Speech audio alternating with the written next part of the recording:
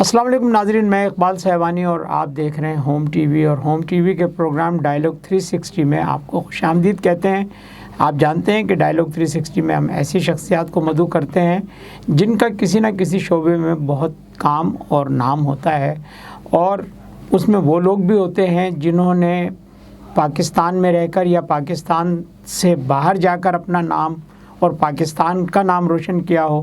تو آج میرے مہمان جو ہے وہ ایک ایسی ہی شخصیت ہیں جنہوں نے پاکستان سے باہر رہ کر پاکستان کا نام بھی پیدا کیا اور ساتھ ساتھ اپنی بھی ایک واضح شناخت پیدا کی، اور روٹی کمانے کے ہنر کے ساتھ ساتھ جو ہے دیر تک زندہ رہنے والا کام بھی کیا۔ میری مراد جمیل عثمان صاحب سے ہے، جو ایک بہت اچھے رائٹر ہیں اور صرف ایک شعبے میں نہیں، مزاح بھی لکھتے ہیں، شاعری بھی کرتے ہیں، بچوں کے لیے بھی ادب تخلیق کرتے ہیں اور افسانے بھی لکھتے ہیں۔ آئیے آپ کی ملاقات کراتا ہوں جمیل عثمان صاحب سے۔ السلام علیکم۔ وعلیکم السلام۔ کیسے ہیں حضور؟ آپ خیریت سے؟ اللہ کا شکر ہے۔ سب سے پہلے تو آپ کو خوش آمدید پاکستان آنے پر، اور یہاں ہوم ٹی وی کے اسٹوڈیوز میں یہاں اس وقت موجود ہونے پر آپ کے شکر گزار بھی ہیں کہ آپ نے زحمت کی اور ہمیں وقت دیا۔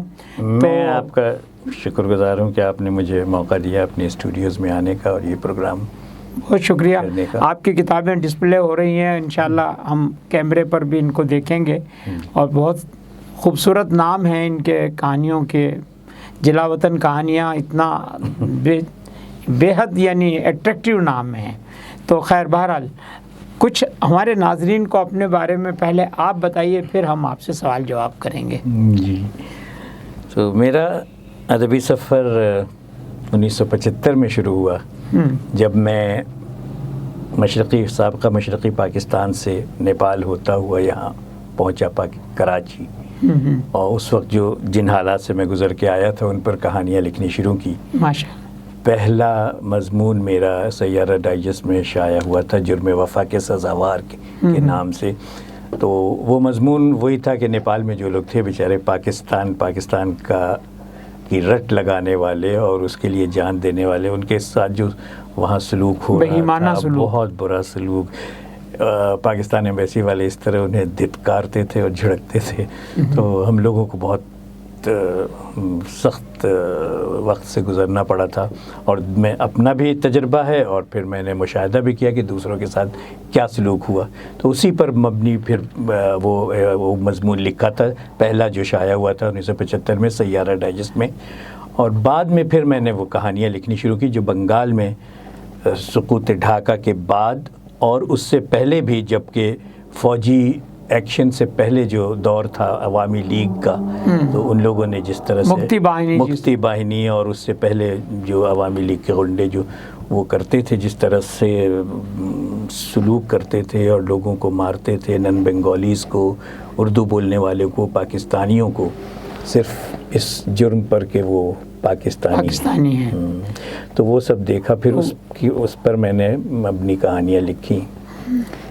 تو مکتی باہنی کے ظلم تو اپنی جگہ پر ہے، لیکن آپ نے چلتے چلتے گفتگو میں ایک اور نقطہ بھی چھیڑ دیا تھا کہ نیپال میں جو ہے پاکستانی سفارتکاروں کا جو سلوک تھا وہ بھی اپنی جگہ پر، تو مطلب یہ ہے کہ دشمن سے تو آپ خیر کی توقع رکھتے ہی نہیں ہیں، لیکن دوستوں کے ساتھ دوستوں کا بھی عمل اگر یہ ہو تو پھر آدمی کہاں جائے۔ اور یہ آپ تو 47 سال پرانی بات بتا رہے ہیں، لیکن اب تو معاملہ یہ ہے کہ 47 سال میں کوئی تبدیلی نہیں ہے، آج بھی پاکستانی سفارتکاروں کے بارے میں لوگوں کی یہی رائے ہے، اور یہی پاکستانیوں کے ساتھ جس طرح کے سلوک ہوتے ہیں وہ بہرحال ایک لمحہ فکریہ بھی ہے اور ایک قابل افسوس بات بھی ہے۔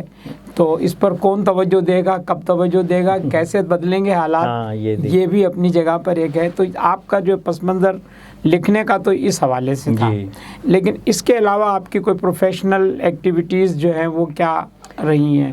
یعنی آپ نے اپنے کیریئر کا آغاز ایز اے اسٹوڈنٹ لائف سے، پھر جب عملی زندگی میں داخل ہوئے؟ جی، میں عملی زندگی میں داخل ہوا کراچی میں ہی، بہت ینگ تھا، 22 سال عمر تھی، اسی وقت سے میں نے کام کرنا شروع کر دیا تھا روزی روٹی کمانے کے لیے.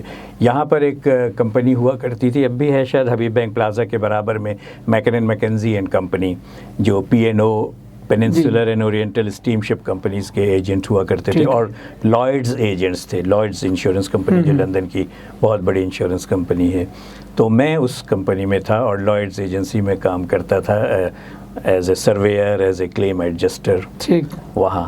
اس کے بعد سے پھر حالات جو ہے سعودی عرب لے گئے. اچھا. سعودی عرب میں وہاں تقریباً 13-14 سال جدہ میں رہنے کا اتفاق ہوا, اور وہاں میں ایک وہ ہے ٹویوٹا ایجنسی, عبداللطیف جمیل کے نام سے وہ کمپنی ہے, بہت مشہور اور دنیا کی سب سے بڑی ٹویوٹا کارز کی ایجنسی ہے وہ. تو وہاں میں تھا اور میں شیخ صاحب کے خاص دفتر میں تھا. اچھا. ان کا دفتر سنبھالتا تو وہ ان کے پرائیویٹ جیٹس وغیرہ بک کرنا, ریزرویشن ان کا, اور وہ سب یہ کام تھا میرا. تو خیر وہ کئی 14 سال تقریباً پھر وہاں کام کیا میں نے. اور اس کے بعد اتفاق سے مجھے کسی نے بس یوں ہی کہہ دیا, یہ کراچی آیا ہوا تھا, ایک دوست نے کہا کہ یار یہ فارم بھرے جا رہے ہیں امریکن ویزا کے لیے, بھر دو. مجھے کوئی انٹرسٹ نہیں تھا, کوئی وہ نہیں تھا جانے کا کہ میں بھاگا پھر رہا ہوں کہ مجھے ایک امریکہ جانا ہے, تگ و دو کر رہا ہوں. تگ و دو کر رہے ہیں, لوگوں کو دیکھتا تھا میں کس طرح سے بھاگتے پھر رہے ہیں, چکر لگا رہے ہیں ایمبیسی کے. اور بہرحال وہ ہمارے دوست کی فوٹو اسٹیٹ کی دکان تھی, انہوں نے کہا کہ کر دیں آپ اپلائی. میں نے بھر کے ڈال دیا اور بھول بھی گیا. اچھا. اس کے بعد تقریباً 6 مہینے کے بعد وہ امریکہ, وہ جو ویزا لاٹری کا سسٹم, تو اس میں وہ لیٹر آ گیا کہ آپ کا نام ویزا لاٹری میں نکل آیا ہے. اچھا. اور آپ یہ اپنی چیزیں جمع کرائیں تو آپ کا پروسیس شروع کیا جائے. ٹھیک ہے. تو جب آ ہی گیا تو میں نے کہا کہ چلو پھر دیکھ لیتے ہیں چلتے ہیں وہاں پر. اور دوست بھی ہمارے پہلے سے گئے ہوئے تھے وہاں پہ, انہوں نے کہا کہ نہیں ایک موقع ملا ہے تو تم ضرور اس کو اویل کرو, خاص طور سے بچوں کی تعلیم کے لیے. تو میں نے وہ سب بھر کے دے دیا, اور وہ تقریباً 1 سال تک یہ سلسلہ چلتا رہا.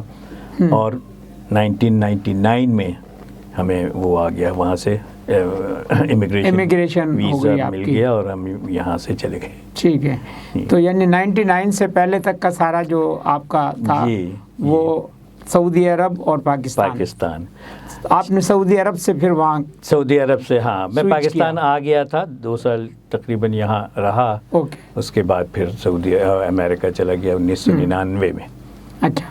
تو یہ آپ نے جو اپنے امریکہ کے دوران جو یعنی قیام کے دوران آپ کی پروفیشنل لائف جو ہے وہ کہاں سے سٹارٹ ہوتی ہے؟ اچھا, میرے ساتھ اللہ نے بڑا کرم کیا اور میں بہت شکر گزار ہوں اس کا کہ مجھے کوئی ایسا کام نہیں کرنا پڑا. یعنی جیسے بہت سے لوگ جاتے ہیں یہاں تو پڑھے لکھے لوگ بھی, ان کو جابز نہیں ملتے ہیں, تو کوئی وہ 7-Eleven اسٹورز ہوتے ہیں وہاں کام کر رہا ہے, کوئی گیس اسٹیشنز پر کام کر رہا ہے, کوئی کچھ ایسی چھوٹے موٹے جابز کر کے اپنا کریئر شروع کرتے تھے. لیکن اللہ کا بہت احسان ہے کہ مجھے جانے کے بعد 2 مہینے کے اندر کولمبیا یونیورسٹی میں جاب مل گیا ایز اے پروگرام کوآرڈینیٹر. اچھا جمیل صاحب, یہیں پہ ایک چھوٹا سا وقفے کا وقت ہو گیا ہے, تو ہم بات آگے یہیں سے شروع کریں گے. ایک وقفے پر ہمیں جانا ہوگا. ناظرین, ایک چھوٹے سے وقفے پہ جاتے ہیں. جمیل عثمان صاحب ہمارے ساتھ موجود ہیں, اور وقفے سے واپس آتے ہیں تو پھر ان کی امریکی شہریت کا جو سفر ہے اس پر گفتگو کرتے ہیں.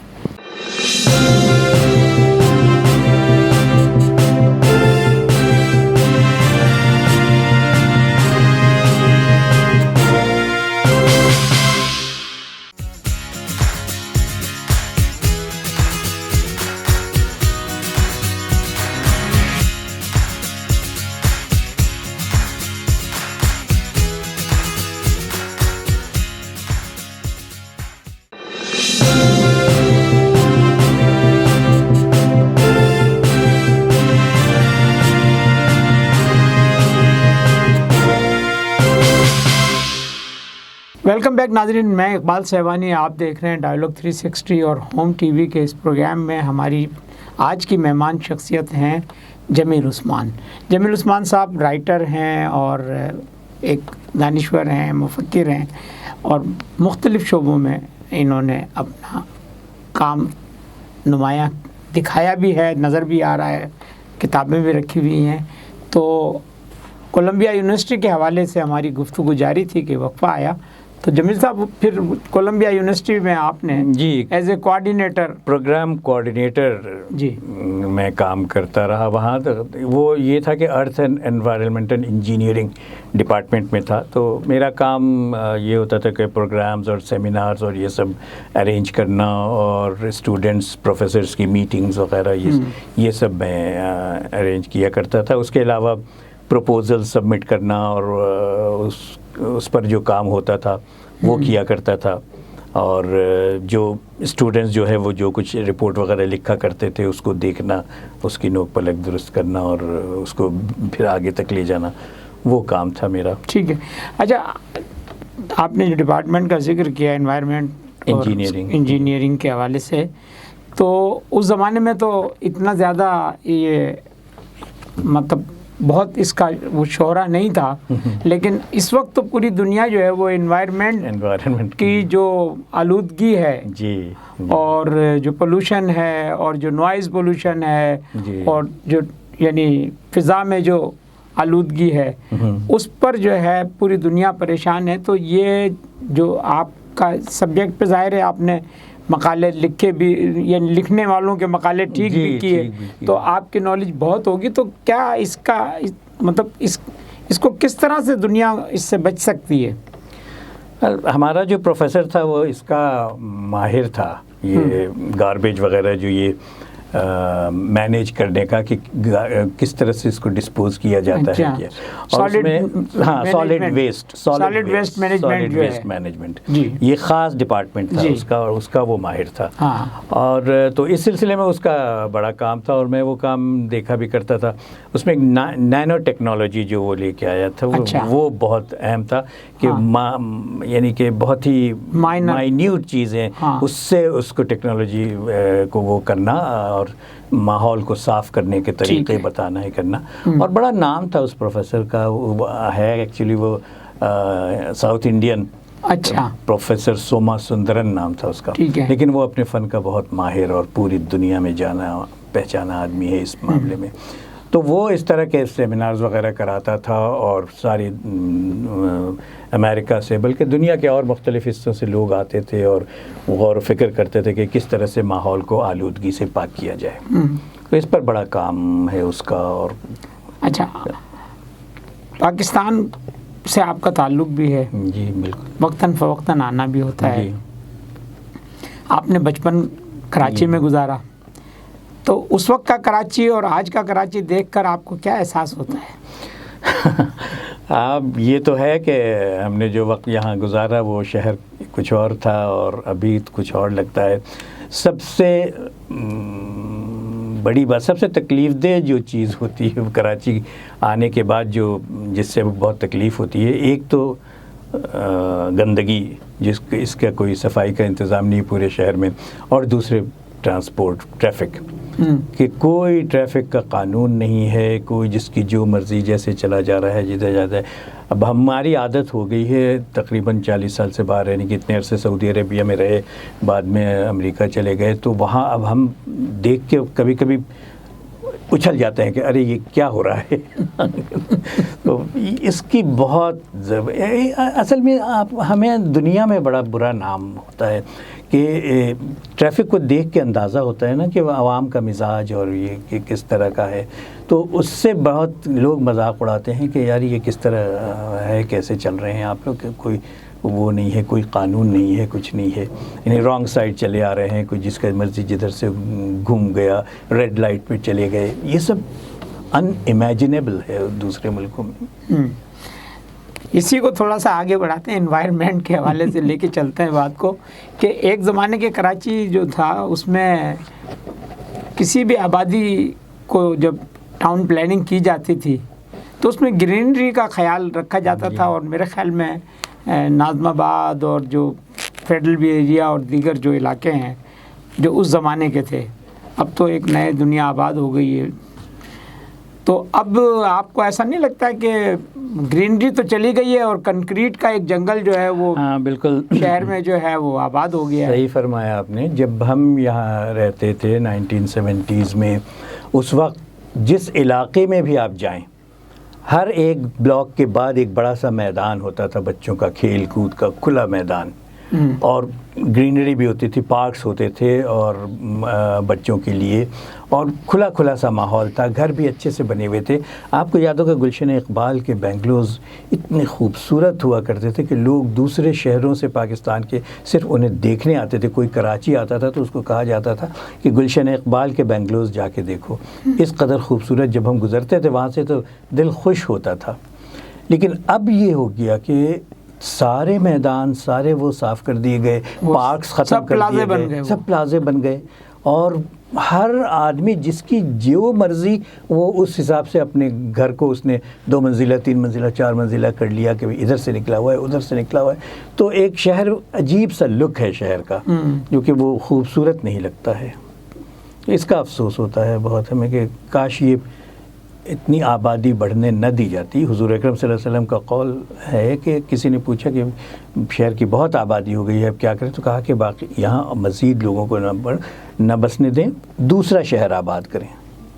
تو لیکن کراچی کو بے ہنگم طریقے سے پھیلنے دیا گیا، اور آج کہا جاتا ہے کہ 4 کروڑ یا 3 کروڑ کی آبادی ہے، اور کس طرح سے لوگ رہ رہے ہیں اور کیسے کیا ٹریفک کا حال کیا ہے۔ تو آپ کیا سجیسٹ کرتے ہیں کہ نئے شہر آباد ہونے چاہیے، کراچی میں کنسٹرکشن رک جانی چاہیے؟ جی ہاں، میں یہ ضرور کراچی میں بالکل روک دینا چاہیے نئے لوگوں کو آباد ہونے سے، بلکہ جو ہیں وہ بھی الگ الگ چھوٹے چھوٹے شہر سوئچ کریں اور ان کا اپنا ایڈمنسٹریشن ہو۔ امریکہ میں جہاں ہم رہتے ہیں، یعنی کہ 10 میل کے فاصلے کے بعد شہر کا نام بدل جاتا ہے، ایڈمنسٹریشن بدل جاتا ہے، اس شہر کا میئر الگ ہوتا ہے، اس شہر کی پولیس الگ ہوتی ہے۔ اب جیسے یہاں پر ہے کہ یہاں اگر ایسا ہو تو ناظم آباد کی پولیس الگ ہو، فیڈرل بی ایریا کے الگ ہو، گلشن اقبال کے الگ ہو، ہر چیز ہر علاقے کا اپنا میئر ہو۔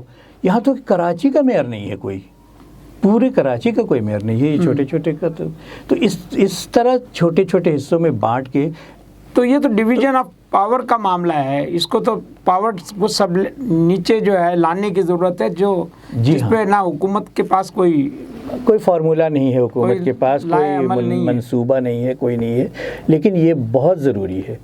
آپ جانتے ہیں چور اپنے گھر میں نہیں چوری کرتا، اپنے محلے میں نہیں چوری کرتا، تو اگر اسی علاقے کا اپنا پولیس رہے گا، پولیس والے رہیں گے تو وہ اس طرح سے رشوت نہیں، ان کو ذرا تو شرم آئے گی کہ اپنے بھائیوں سے لے رہے ہیں رشوت۔ لیکن ابھی تو کوئی وہ نہیں ہے، سارے پولیس والے کہیں اور سے لائے جاتے ہیں، کوئی چھوٹا وہ نہیں ہے۔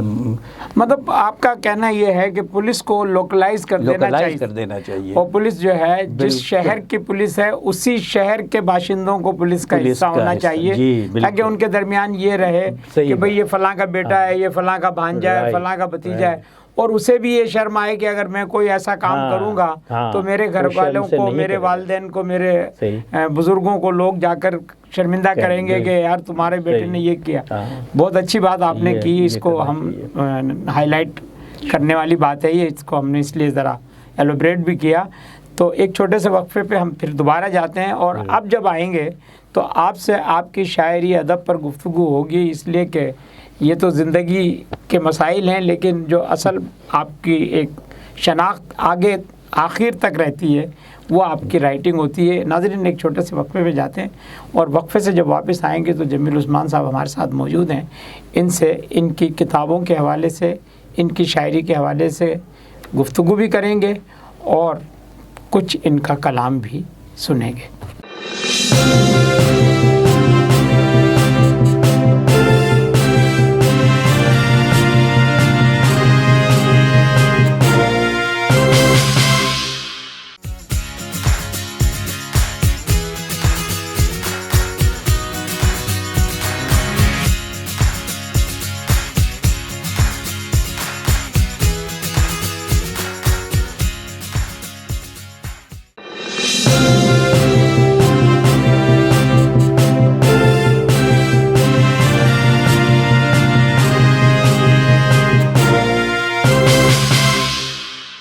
ویلکم بیک ناظرین، میں اقبال سہوانی اور آپ دیکھ رہے ہیں ہوم ٹی وی، اور ہوم ٹی وی کے پروگرام ڈائلاگ 360 میں میرے مہمان ہیں جمیل عثمان صاحب، ان سے آپ کی بات چیت جاری تھی۔ آئیے ہم واپس چلتے ہیں اور ان سے گفتگو کرتے ہیں۔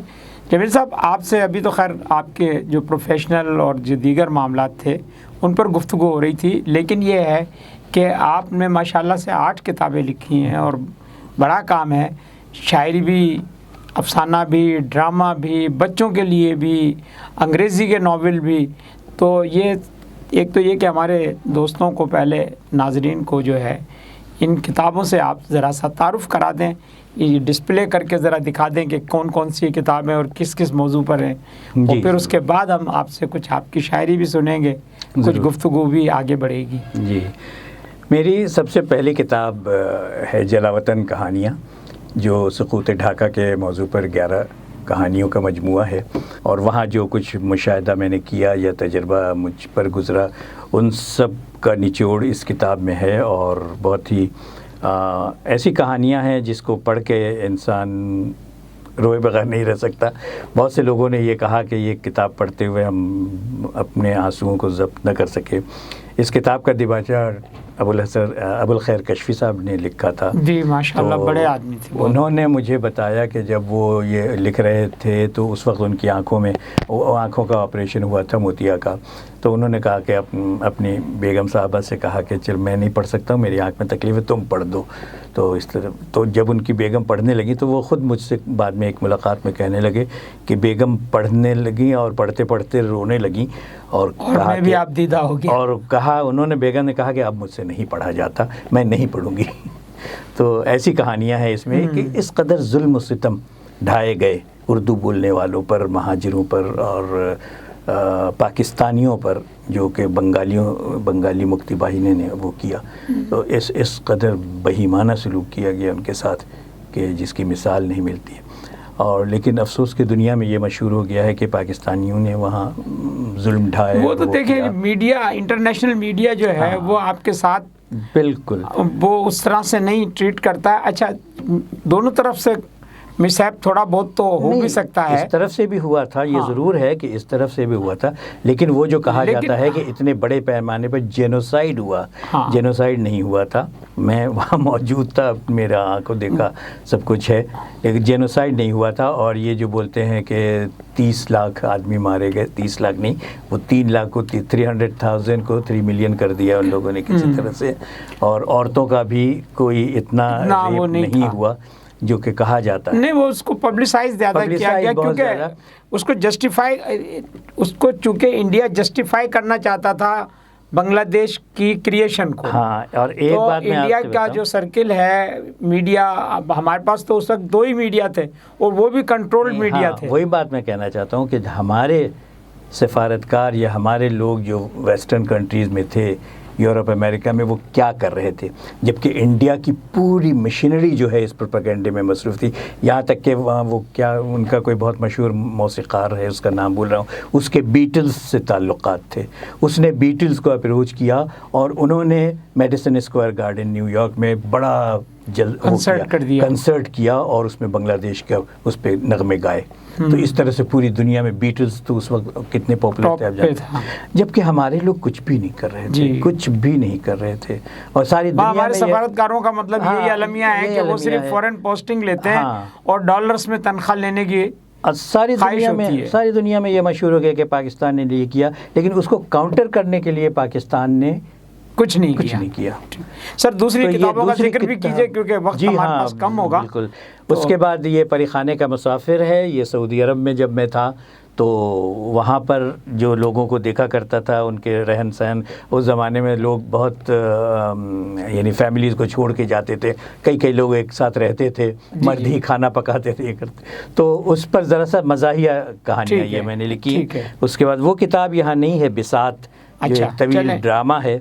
اور اس کے بعد یہ روشنی کے درخت ہے، یہ افسانوں کا مجموعہ ہے، اور یہ امریکن بیک گراؤنڈ میں یہ افسانے لکھے گئے ہیں.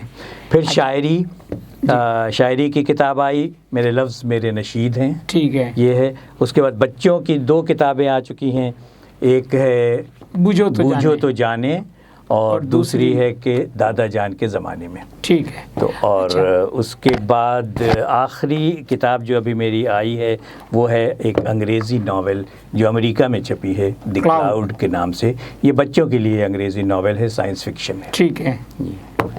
تو یہ کل کتابیں ماشاءاللہ میری۔ کتابیں آپ نے ساری ایک بساط جو ہے موجود ہاں وہی نہیں نہیں ہے مل اتفاق سکی سے، جی۔ لیکن باقی کتابوں کا تعارف بھی ہم نے کرایا۔ اچھا، ایک تو یہ کہ مزاحیہ جو آپ کا وہ ہے سلسلہ، اس میں سے اگر ایک پیراگراف ہمیں تھوڑا سا آپ ہمارے ناظرین کو سنا دیں، اس کے بعد کچھ اپنی شاعری بھی سنا دیجئے بچوں کے حوالے سے، جو ہے وہ بھی ہم تھوڑا سا شیئر کرتے ہیں تاکہ آپ کی جو فن ہے اس کو سامنے لایا جا سکتا ہو کہ آپ جو ملٹی ڈائمینشنل جو آپ کا رائٹنگ ٹیلنٹ ہے وہ ماشاءاللہ سامنے آئے۔ جی، یہ پری خانے کا مسافر جو کتاب ہے یہ سعودی عرب کے تعلق سے ہے، تو اس میں ایک انشائیہ ہے زبان کی کھچڑی، تو اس کا ایک ہلکا سا میں وہ سناتا ہوں اقتباس تھوڑا سا۔ اسکول کے زمانے میں ہمارا ایک میمن کلاس فیلو اکثر ہمارے گھر آیا کرتا تھا۔ ہمارا تو تھا ہی وہ لنگوٹیا یار، ہمارے گھر والوں سے بھی اس کی بڑی بے تکلفی ہو گئی اور رفتہ رفتہ اس کی حیثیت گھر کے ایک فرد کی سی ہو گئی تھی۔ ایک روز ہم دونوں لیونگ روم میں بیٹھے ہوئے تھے۔ ہم اٹھ کر کسی کام سے دوسری طرف چلے گئے۔ اسی دوران والد صاحب نہا کر غسل خانے سے باہر آئے اور ہمارے دوست کے قریبی بیٹھ گئے۔ اس سے کہا، بیٹے ذرا میرے کمرے میں جاؤ اور اٹیچی میں سے بنیان تو نکال لاؤ۔ اب اسے نہ اٹیچی معلوم اور نہ بنیان، وہ بڑا سٹ پٹایا، اندر آیا اور ہم سے پوچھنے لگا، یار یہ اٹیچی کیا ہوتا ہے؟ ہم نے کہا بکس۔ اس نے پھر پوچھا، اور بنیان؟ ہمیں نہیں معلوم تھا کہ وہ لوگ بنیان کو کیا کہتے ہیں۔ ہم نے اپنی بنیان اسے دکھائی اور کہا، یہ گنجی۔ وہ بے ساختہ بولا اور پھر جا کر اٹیچی سے بنیان یعنی بکس میں سے گنجی نکال کر والد صاحب کو دے آیا۔ سعودی عرب اور خلیج کے دورے دوسرے ممالک میں جو پاکستانی نئے نئے آتے ہیں انہیں اپنے ہی ملک کے لوگوں کی زبان سمجھنے میں اسی طرح کی دقت پیش آتی ہے جیسے ہمارے دوست کو آئی تھی۔ یہاں بہت سے لوگ 10 اور 15 سال سے مقیم ہیں، ان کی اردو اور پاکستان کی اردو میں اب بہت فرق ہو گیا ہے۔ 1983 میں جب ہم نئے سعودی عرب میں وارد ہوئے تھے تو ہمارا دفتر شارع 60 یعنی امیر فہد اسٹریٹ پر واٹر اینڈ سیوریج بورڈ کے بلڈنگ کے پیچھے واقع تھا۔ ہمارے دوست جو ہم سے 2 سال پہلے جدہ میں مقیم تھے، ایک روز ان کا فون آیا کہ بھائی آپ کا دفتر کبری کی کس طرف ہے؟ کبری؟ ہم نے تعجب سے پوچھا۔ ہاں شارع فلسطین پر جو کبری ہے۔ یہ کبری کیا بلا ہے؟ اچھا وہ سمجھ گیا، اما شارع فلسطین پر جو پل ہے۔ آپ پل سے نیچے آئیے۔ ہم نے انہیں سمجھانے کی کوشش کی، نیچے کس طرف کو؟ یعنی اگر میں مطار قدیم کی طرف سے آ رہا ہوں تو؟ اب ہم مطار قدیم پر اٹکے۔ ان سے پوچھا تو انہوں نے چڑھ کر کہا، ہاں اولڈ ایئرپورٹ۔ تو آپ پرانے ایئرپورٹ سے آ رہے ہیں، پل سے اتر کر کچھ دور جائیں گے تو بائیں طرف کو مسئلہ میاہ و مجاری ہے یعنی واٹر اینڈ سیوریج بورڈ، وہیں آ جائیے۔ شکریہ۔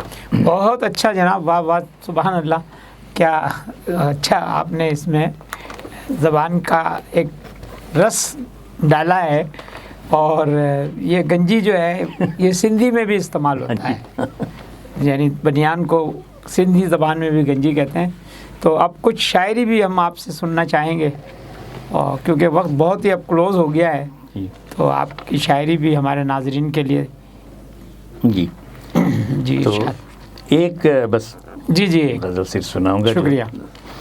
ایک مکالماتی غزل ہے جی کہ میں نے کہا کہ زندگی اتنی کٹھن ہے کیوں، پرخار راستوں پہ مسلسل چبھن ہے کیوں، واہ کیوں دوستی کا کوئی بھروسہ نہیں رہا، واہ رہبر سرشت میں مثال راہ زن ہے کیوں، واہ راہ وفا میں چھائی اداسی ہے ہر طرف، سبحان اللہ، دام فریب راستے میں خیمہ زن ہے کیوں، واہ مظلوم کی پکار اثر چھوڑتی نہیں، یزداں خاموش تیز بہت ارمن ہے کیوں، کیا بات ہے، ماں باپ کا لحاظ دلوں میں نہیں رہا، اولاد ان کے آگے دریدہ دہن ہے کیوں، واہ شائستگی لباس کی جاتی رہی ہے اب، جسموں کے بھید کھولتا یہ پیرہن ہے کیوں، کیا بات ہے، تیرا شبی ہمارا مقدر ہے کس لیے، واہ ہم سے گریزاں نور کی ہر ایک کرن ہے کیوں، ذل ہما نصیب میں اپنے نہیں رہا، کرگس ہمارے شہروں پہ سایہ فگن ہے کیوں، رشتوں کی اہمیت کسی دل میں نہیں رہی، ہر شخص اپنی ذات کے اندر مگن ہے کیوں۔ کیا بات ہے، واہ اب اس کا جواب سنیں کہ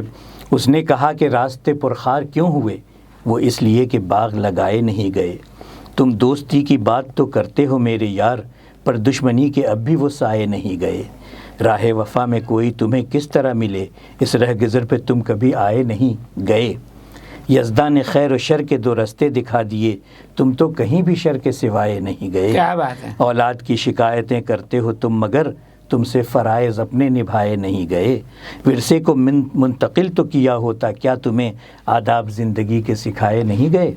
تم نے تو خود ہی اپنے چراغوں کو گل کیا، تم علم کے قریب بھی پائے نہیں گئے۔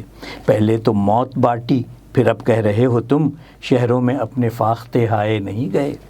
گدھ ہی وہاں ملیں گے کہ جس شہر میں جناب نغمے کبھی بھی پیار کے گائے نہیں گئے۔ اپنوں کا حق تو شاید ادا بھی کرو گے تم، لیکن تمہارے دل سے پرائے نہیں گئے۔ بہت خوب، ماشاءاللہ، زبردست۔ یہ تو آپ کی شاعری سن کر جو ہے مجھے شکوہ جواب شکوہ یاد آ گیا۔ تو ماشاءاللہ یہ اس میں ایک اصلاحی پہلو بھی ہے جی، یعنی شاعری اپنی جگہ، لیکن شاعری میں ایک اصلاحی پہلو بھی ہے۔ تو بہت اچھا لگا آپ سے گفتگو کر کے، بہت بہت شکریہ آپ کا، بہت اچھا لگا۔ وقت کی کمی کے باعث ہم جو ہے آپ کو زیادہ نہیں سن سکے۔ تو ناظرین، جمیل عثمان صاحب ہمارے ساتھ موجود تھے، آپ نے ان کا کلام سنا اور ان کی گفتگو بھی سنی۔ انشاءاللہ اگلے کسی ایپیسوڈ میں ایک نئے مہمان کے ساتھ پھر حاضر خدمت ہوں گے۔ تو اجازت دیجیے، اللہ حافظ۔ اور جانے سے پہلے آپ سے درخواست ہے کہ ہوم ٹی وی کو دیکھنا، لائک کرنا، سبسکرائب کرنا، شیئر کرنا نہ بھولیے گا۔ بیل آئیکن کا بٹن ضرور دبائیے گا تاکہ ہمارا نوٹیفیکیشن آپ کو ملتا رہے، اور ساتھ ساتھ کومنٹ باکس میں اپنی رائے کا اظہار بھی کیجیے گا۔ اللہ حافظ۔